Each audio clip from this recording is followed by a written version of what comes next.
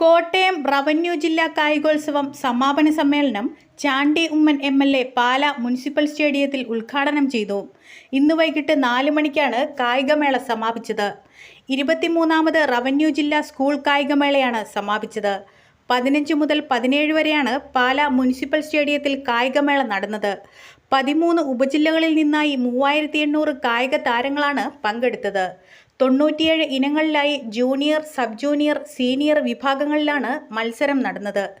ലോക publicity committee chairman Baiju Kollamparambil, convener Joby Kulathara, municipal chairman Thomas Peter എന്നിവർ പങ്കെടുത്തു.